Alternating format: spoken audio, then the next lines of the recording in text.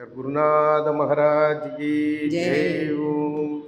परमगुरु योगीराम सुकुमार महाराज की जय ओम। रमण महर्षि की जय जय। ओम। அன்பார்ந்த புண்ணியாத்மாக்களை, நீங்கள் பார்த்து கொண்டிருப்பது யோகிராம் சகுமார் மந்திராலயம் காணிமடம் யூடியூப் சேனலில். இன்றைக்கி நடந்த நிகழ்வு என்னென்னா, நம்ம அருப்புக்கோட்டையிலேருந்து ரமண மகர்ஷி பிறந்த இல்லத்துக்கு தான் இன்றைக்கி பாத யாத்திரை நம்ம நடந்து வந்தோம்.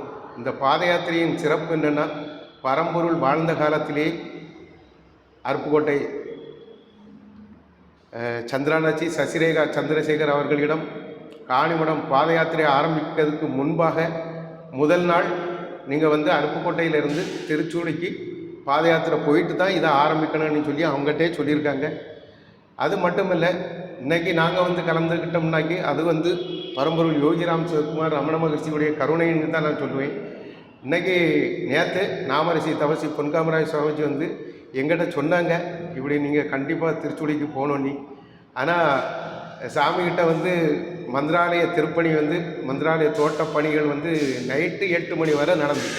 ஜேசிபி எந்திரம் மூலமாக அதை சீரமைக்கும் பணி மிக சிறப்பாக நடந்துக்கிட்டு இருந்த பிறகும் சந்திரானாஜிக்கிட்ட சொன்னாங்க, பொன்காமராஜ் சாமி இப்படி செல்வகுமாரும் சுந்தரம் வருவாங்க அப்படின்னு சொல்லி. அதாவது நாங்கள் வர பஸ் ஏறும்போது காவல் கிணறுலேருந்து 9 மணி இருக்கும் நைட்டு. ஆனால் நாங்கள் சேரும்போது அருப்புக்கோட்டைக்கு மதுரையிலேருந்து 2வது அருப்புக்கோட்டைக்கு வந்தோம். அருப்புக்கோட்டைக்கு வரும்போது நாங்கள் கரெக்டாக மணி 3:15. அப்போ சந்திரானாஜி சொன்னாங்க, கரெக்டாக 3:15க்கு நாங்கள் கிளம்பிடுவோம்ப்பா, நீங்கள் வந்துடுவீங்களான்னு கேட்டாங்க. கரெக்டாக பகவான் எங்களை அழைச்சி 3:15க்கு அழைச்சிட்டு வந்துட்டார். 3:15லேருந்து ஒரு 3/4 மணி நேரம் அவங்க இல்லத்தில் நாம சங்கீர்த்தனம் நடந்து, அதுக்கு பின்னால் நடக்க ஆரம்பித்தோம். நடக்க ஆரம்பிக்கும்போது மழை தூறல், அதாவது பகவான் மழை ரூபத்தில் எல்லாருக்கும் ப்ளஸ் பண்ணுறார். எந்த ஒரு கஷ்டமும் இல்லாமல் சின்ன குழந்தைங்க முதல் கொண்டு அப்படியே நடந்து யோகிராம் சிவகுமார் நாமாவளியை பாடி அங்கே இருந்து ஆரம்பித்த பாத யாத்திரை 2 இடத்துல பிரேக்கு. 2 இடத்துல பிரேக்கு முடிஞ்சதும் தொடர்ந்து எந்த ஒரு டயர்டும் இல்லாமல் இன்றைக்கி பாத பூஜை முதல் கொண்டு எல்லாமே மிக சீரும் சிறப்புமாக இன்றைக்கி பார்க்கக்கூடிய பெரிய பாக்கியத்தை பரம்பொருள் யோகிராம் சிவகுமார் ரமண மகர்ஷியுடைய கருணையினால் கிடச்சி. இந்த பாத யாத்திரையை சம்பந்தமாக சசிரேகா சந்திரசேகர் அவர்கள் இன்றைக்கி நடந்த நிகழ்வுகளை எல்லாம் பதிவிடுவாங்க. யோகிராம் சிவகுமார், யோகிராம் சிவகுமார், யோகிராம் சிவகுமார், ஜெயகுருராயா. இந்த பாத யாத்திரை 1991 ஆரம்பித்த பாத யாத்திரை. தம்பி ஆனந்தராஜ், ராஜுண்ணாச்சி, தின்னப்பன் சார் இவங்க எல்லாம் சேர்ந்து ஒரு குரூப்பாக ஆரம்பித்தாங்க. அதுக்கு தான் 1992வது வருஷம் என் பொண்ணு கன்சீவ் ஆகணும்னு சொல்லி வேண்டி நாங்கள் பாத யாத்திரை நடந்து வந்தோம். மதுரையிலேருந்து காணிமடம் மந்திராலயத்துக்கு. இது பகவானுக்கெலாம் தெரியாது. நாங்களாம் நினச்சி போய் சாமிகிட்ட கேட்டோம், எதுக்காக போகிறாங்கன்னுலாம் சாமிகிட்ட சொல்லலை. போகிறோன்னா அவர் சொன்னார், போகிறதுக்கு பெர்மிஷன் கொஞ்சம் நடக்க முடியாதுன்னு சொல்லிவிட்டு, ஆனால் அப்புறம் சொன்னார், கார் வரணும், டாக்டர் வரணும், நெல்லிக்காய் ஜூஸ் எடுத்து சாப்பிட்ரு போகணும் அப்படின்னு சொல்லி எங்களுக்கு வழி அனுப்பி வச்சார். அன்றைக்கி ஆரம்பித்த அந்த பாத யாத்திரை இப்போ தொடர்ந்து 35 வருஷமாக நடந்துக்கிட்டு இருக்கு. அந்த பாத யாத்திரையில் நாங்கள் பொண்ணுக்காக போனது அந்த 1992 நடந்தோம். அது நடந்து முடிஞ்சு அந்த மாதமே அவள் கன்சீவ் ஆகிட்டா. கன்சீவ் ஆகி அவள் ஒரு கேர்ள் பேபி பிறந்தது. அவளுக்கு பூஜான்னு சாமி பகவான் பேர் வச்சார். இப்போ அடுத்து அப்போ சொன்னார், பாத யாத்திரை முடித்து போனோன்னே கேட்டார், காரில் ஏறினீங்களான்னு கேட்டார். ஏறலை சாமி அப்படின்னோம். அப்போ ஜெயமாகி போச்சு அப்படின்னு சொல்லி சொன்னார். சொல்லிவிட்டு அவளுக்கு தாமரைப்பூ கையில் கொடுத்து, இப்போ வாசம் வருது அப்படின்னு சொல்லி எல்லாருக்கும் கொடுத்தாரு தாமரைப்பூ.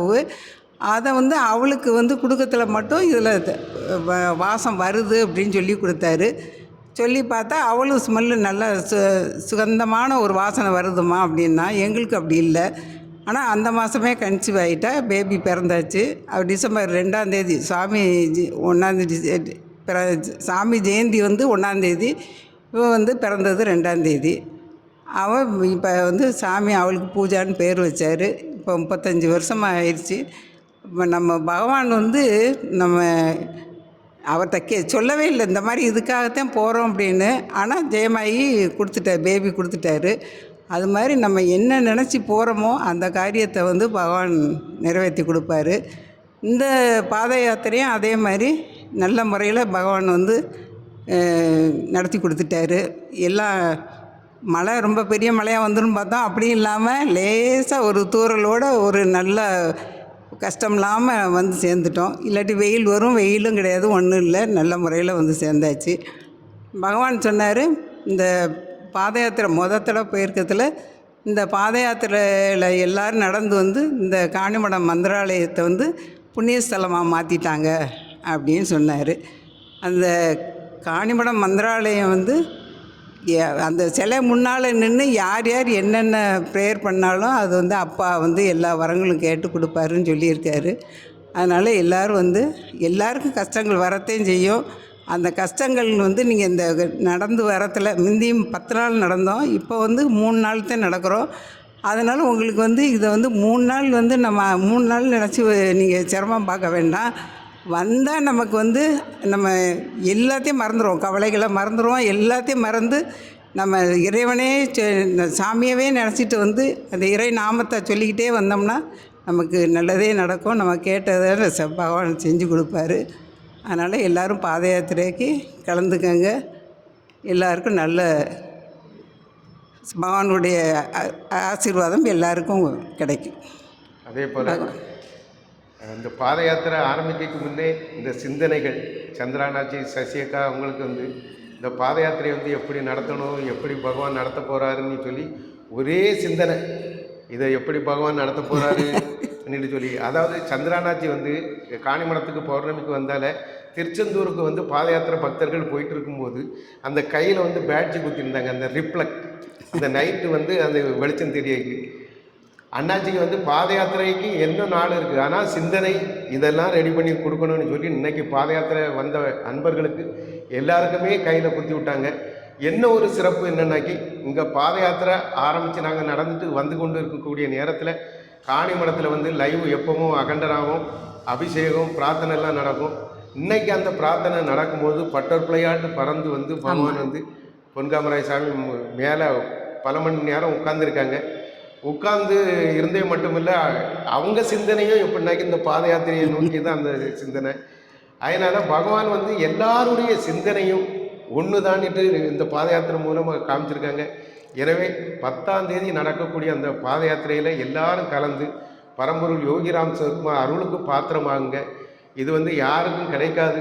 பகவானே சொன்ன வார்த்தை, என்ன ஒரு வேண்டுதல் வச்சு வந்தாலும் அது வந்து காணிமடத்தில் வந்து வேண்டி வைக்கிறது வந்து ஒரு நாளும் வீண் போகாதுன்னு சொல்லியிருக்காங்க. அதே போல் பகவான் வந்து சொன்ன வார்த்தை தான், இந்த பிச்சைக்காரனுக்காக செலவழிக்கும் நேரமும் பணமும் என்றும் வீணாவதில்லைன்னு இருக்காங்க. அதனால் எந்த ஒரு வேலையாக இருந்தாலும் அந்த பாத யாத்திரைக்கு நீங்கள் எல்லாரும் வந்து கலந்து பால் கூடம் எடுத்து காணிமடத்தில் வந்து புஷ்பாபிஷேகம் இல்லை ராஜ கம்பீரமாக வீட்டிருக்கக்கூடிய அந்த பகவான் யோகிராம் சிவகுமார் எனது உடல் திருவண்ணாமலையிலும் ஆத்மா காணிமடத்தில் இருக்குன்னு பகவானே சொல்லியிருக்காரு. அந்த திருத்தலத்தில் வந்து நீங்கள் எல்லாரும் உங்கள் பாதத்தை வந்து மிதித்து அந்த அருளை பெறுங்கன்னு சொல்லி இதன் மூலமாக தெரிவித்துக் கொள்கிறோம்.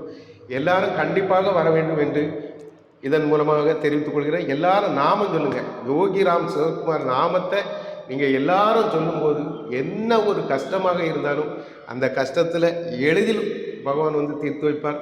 அதனால் எல்லாரும் நாமத்தை அதிகமாக சொல்லுங்கள். நாமந்தான் நமக்கு எல்லாமே கதி. அந்த நாமத்தை சொல்லும்போது பகவான் கொடுக்கக்கூடிய முடிவு அது வந்து பல விதமாக இருக்கும். அதனால் எல்லாரும் நாமத்தை சொல்லுங்கள்.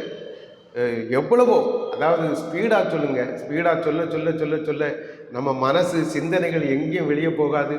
அந்த நாமத்திலே நம்ம ஐக்கியமாகி விடுவோம்.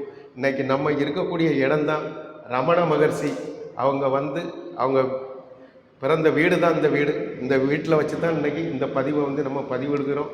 இது வந்து சும்மா சாதாரணப்பட்ட திருத்தலம் இல்லை, பூமிநாதர் இங்கே கூடிய ஒரு சிவன் கோயில், பழமை வாய்ந்த சிவன் கோயில் இங்கே இருக்குது. அதற்கு அருகாமையில் தான் திருச்சூழியில் வந்து ரமணர் இல்லம் இருக்குது. இந்த இடத்துல வந்து எல்லாரும் தரிசனம் பண்ணுங்க, அந்த அருளை வாரி செல்லுங்கன்னு சொல்லி காணிமடம் யோகி ராம் சரத்குமார் மந்திராலய யூடியூப் சேனல் மூலமாக தெரிவித்துக் கொள்கிறோம். ஜெய் யோகி ராம் சரத்குமார் மகாராஜ் கி ஜெய். ஓம்.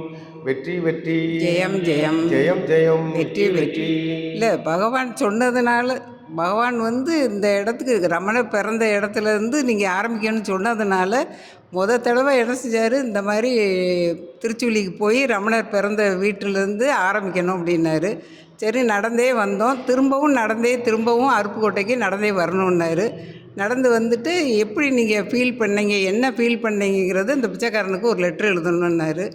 நாங்கள் அதே மாதிரி முத தடவையாக வர்றதுனால கொஞ்சம் சிரமப்பட்டு தான் வந்தோம். வந்து இங்கே வந்து ஒரு நாள் காலையில் வந்துட்டு சாயங்காலம் திரும்ப கிளம்பி போகிறதுல கொஞ்சம் வலியெல்லாம் குறைஞ்ச மாதிரி இருந்தது. திரும்ப அன்னைக்கு வந்து பொன்காமராஜன் பஜனை வந்து அக்கா வீட்டில் வச்சுருந்தாங்க அருப்புக்கோட்டையில். அந்த பஜனையில் கலந்துக்கணும். 6 மணிக்கு ஆரம்பிக்க போகிறாங்கன்னாங்க. நாங்கள் அதனால் 4 மணிக்கு இங்கேருந்து கிளம்பி 3 மணிக்கு கிளம்புனோமான்னு தெரியல, கிளம்பி அந்த பஜனைக்கு எப்படியும் போயிடணும்னு சொல்லி கொஞ்சம் வேகமாக வேறு நடந்தோம். ஆனால் காலில் வலி இருந்தாலும் அந்த பஜனைக்கு போகணுங்கிற ஒரு இதில் நாமத்தை பாடி எல்லாருமே அந்த பஜனை ஆரம்பிக்கிறதுக்குள்ளே போகணும்னு சொல்லி ஒரு வேகமாக வந்துட்டோம். நாமத்தை சொல்லிக்கிட்டே வந்து வேகமாக வந்துட்டோம்.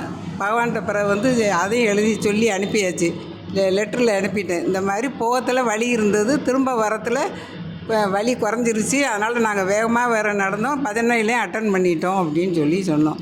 எல்லாம் பகவானுடைய இது தான். அவர் வந்து ரமணர் பிறந்த இடத்துல இருந்து ஆரம்பிக்கணும்னு சொன்னதுனால இப்போ வரைக்கும் ரமணர் பிறந்த இடத்துக்கு வந்து பாத பூஜை பண்ணிட்டு தான் பாத யாத்திரையை ஆரம்பிக்கிறோம்.